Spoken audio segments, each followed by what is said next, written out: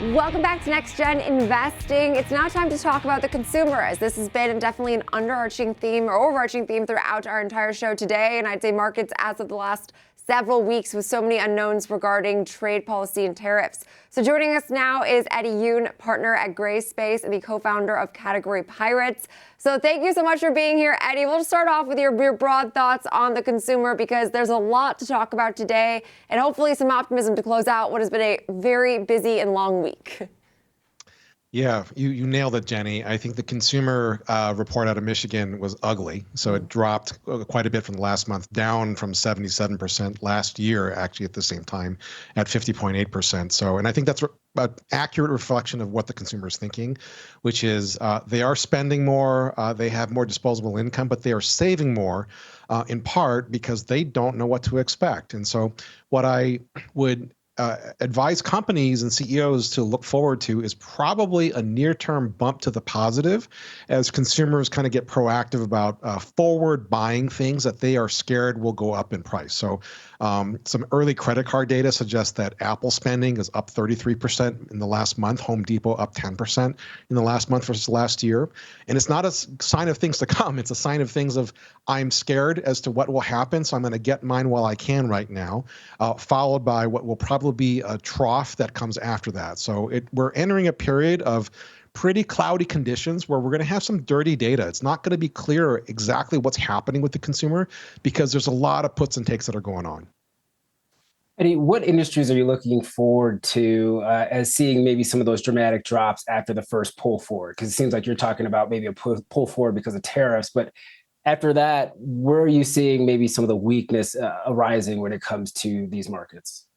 Oh, yeah, great question. I mean, it's going to be anything that is physical versus digital in nature, and obviously anything that is not well domesticated from a supply chain standpoint, and anything that's goods versus experiential or a service-oriented type of a thing. So you're going to see a kind of a tale of two cities when it comes to things like automotive, where so many of the supply chains are outside of the U.S. and also dependent upon China, with whom the tariffs are really playing a game of chicken with. And so I think you'll see weakness from the big three from an automotive perspective. I think Tesla will fare reasonably well, just given how localized their supply chains are around the world, but in particular in the U.S.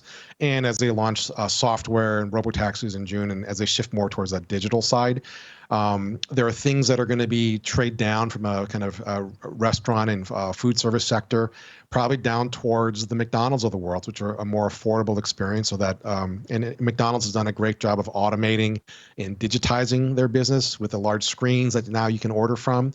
And so, and then other companies that are kind of, travel, I expect to continue to be hit hard. Travel might be toast for 2025.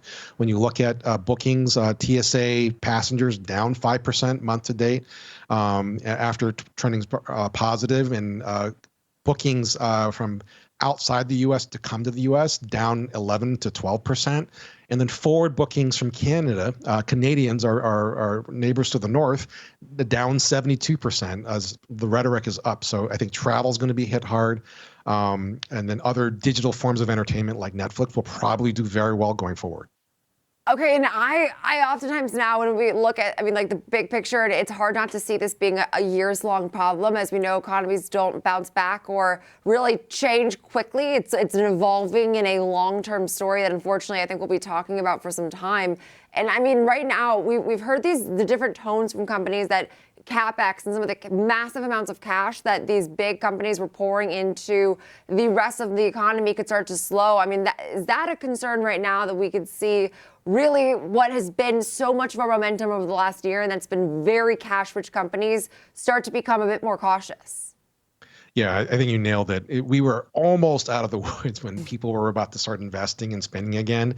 But I think we're looking at a pandemic-level pendulum shift in terms of there's a lot of uncertainty. As I mentioned, consumers are going to pull forward purchases, but companies are going to pull back investment. So what you're going to see are kind of supply-demand imbalances, just like during COVID times.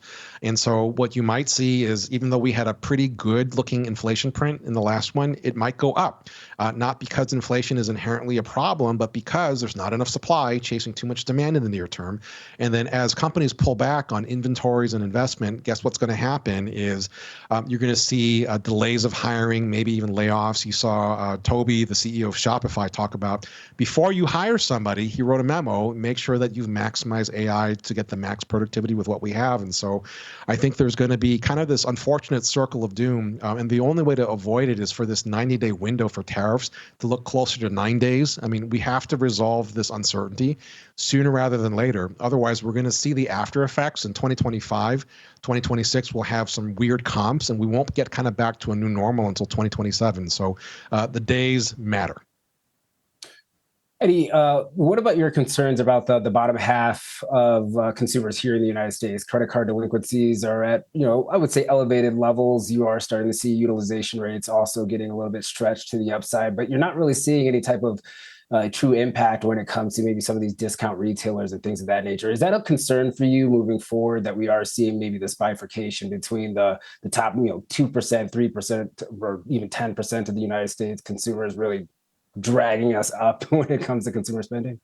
Oh yes, for sure. It's definitely that kind of Main Street consumer, the 40% that doesn't have any money in the market. They're not feeling it from that wealth effect standpoint, but they're pretty tapped out from a debt and leverage perspective. And so cash flow matters, living paycheck to paycheck matters. And the reality is that there's really been two super consumers that are propping up the economy. One is the government, and that's probably coming to an end with DOGE, kind of cutting out fraud, waste, and abuse. And the second one has been, as you said, the upper 2% that drive the lion's share of discretionary spending. And I don't know that they necessarily are going to stop spending, but they are thinking twice and being more cautious about things, not because they have to, but because, the wealth effect is real. And so they don't feel as rich. And so they're going to ask the question, am I really getting my dollar's worth for what I'm spending on, and perhaps rejigger a few things? And so when that starts to happen, there's really not another leg of the stool from the consumer to prop up the other ones. And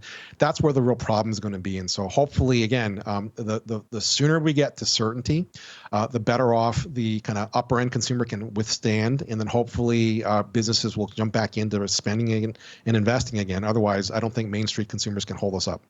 I entirely agree. And I also think the uncertainty tone is also echoed in labor right now. I think there's a lot right now of somewhat discontent within the jobs market, even though we see strong, the payrolls were strong. We saw that last week. But just from speaking to people, you do feel like there's this massive degree of unknown right now, as we all somewhat feel it. So we appreciate that. The great breakdown on what has been the overall consumer landscape as of late. And I think so many important themes. Pandemic, like pendulum swings. I love that. So we appreciate it. Eddie Yoon, partner of Gray Space and co-founder at Category Pirate.